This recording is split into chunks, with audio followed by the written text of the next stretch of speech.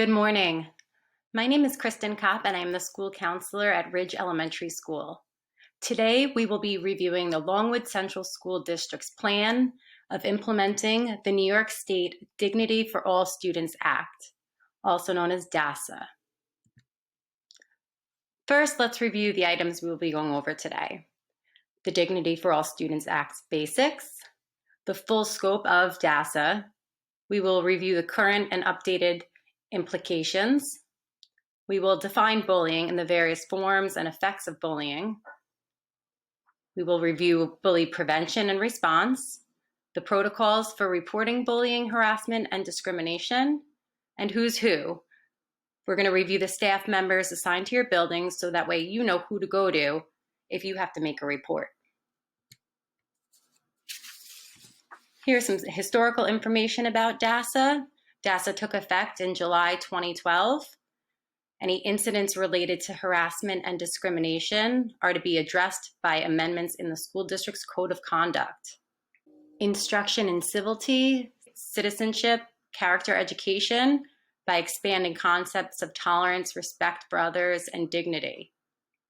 DASA requires a minimum of one employee, so one DAC, a Dignity Act coordinator, at every school to be trained thoroughly in methods to respond to human relations in areas of race, color, weight, national origin, ethnic group, religion, religious practice, disability, sexual orientation, gender, and sex.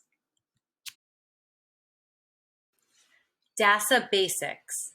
The Dignity for All Students Act protects students against bullying and harassment, and this takes into account all public schools, BOCES, and charter schools.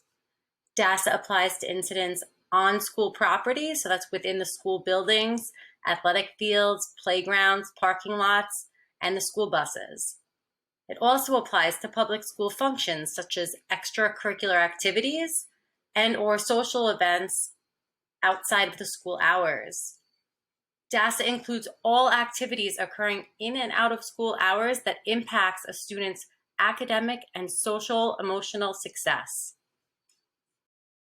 The categories when referring to discrimination are based on the student's actual or perceived feelings in relation to the following categories: race, color, weight, national origin, ethnic group, religion, religious practice, disability, sexual orientation, gender, sex, and other. Again, it's important to note that it is the actual or perceived feeling. It is how the student perceives what was being said or done to them and how it makes the student feel.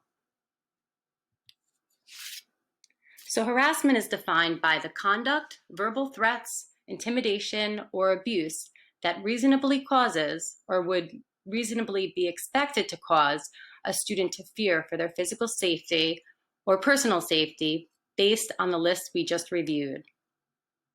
Therefore, anytime anyone feels threatened by another individual, a DASA report should be made.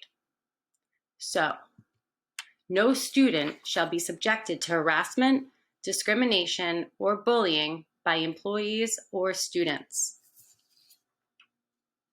In 2015, the DASA law was amended to include transgender and gender nonconforming students.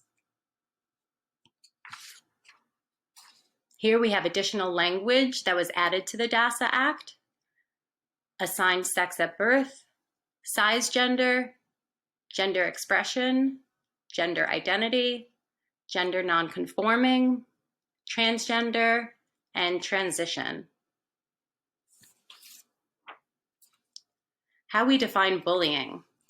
According to the Center for Disease Control and Prevention, bullying is defined as unwanted aggressive behaviors among school-aged children that involves a real or perceived imbalance of power. New York State DASA states bullying can be isolated as a one-time incident based on the intensity of that incident. Therefore, it's important to note that it does not need to be ongoing, repeated incidents. It can happen once and if it makes that student feel unsafe, then that would warrant it. Bullying can include rumors, threats, verbal and physical attacks, and purposeful exclusion from a group.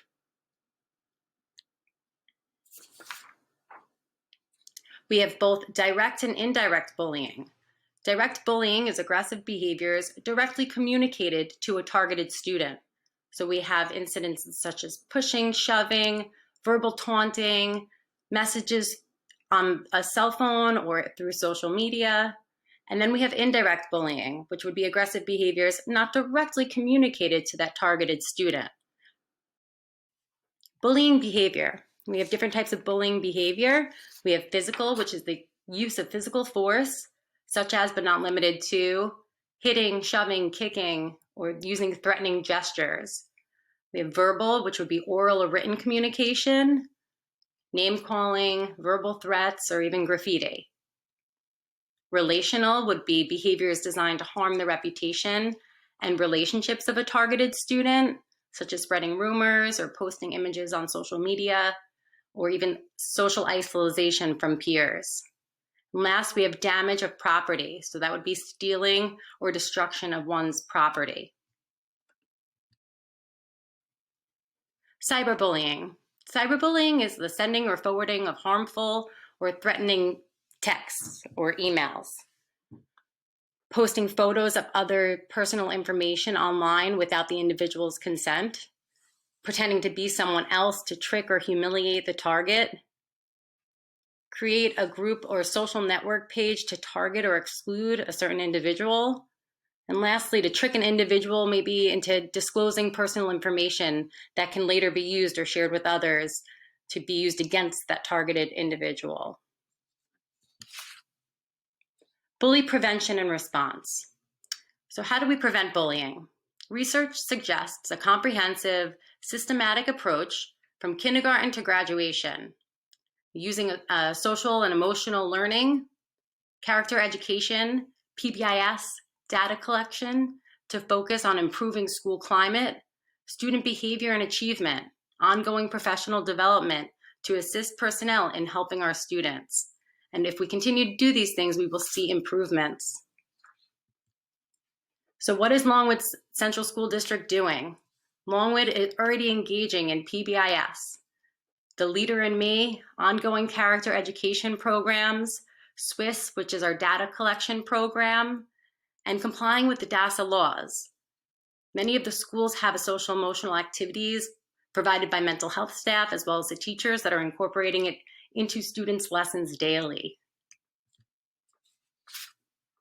Let's review the protocols in reporting. Teachers and staff have a responsibility.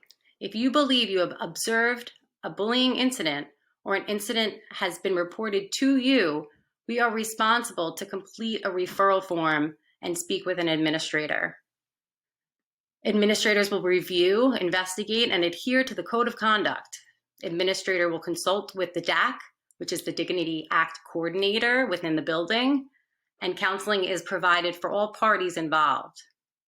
Lastly, parental contact is made if it's necessary. Protocols in reporting bullying. Where do I bring the complaint form? So if you are a student and a parent, you bring it to the building level Dignity Act coordinator. If you are a community member, you report it to the district DAC. And lastly, if you are a district employee, you would report it to the district DAC or the building principal within the building that you are working. Protocols in reporting bullying, harassment, and discrimination. So we must follow this process. First, you must fill out the complaint form. The investigation will take place within 3 school days. Notification of the decision will be made within 14 school days.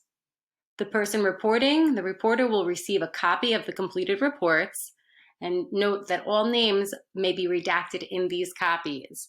This is done for confidentiality of both the students involved as well as any staffs, parents, or community members who may have been involved in the report or the investigation.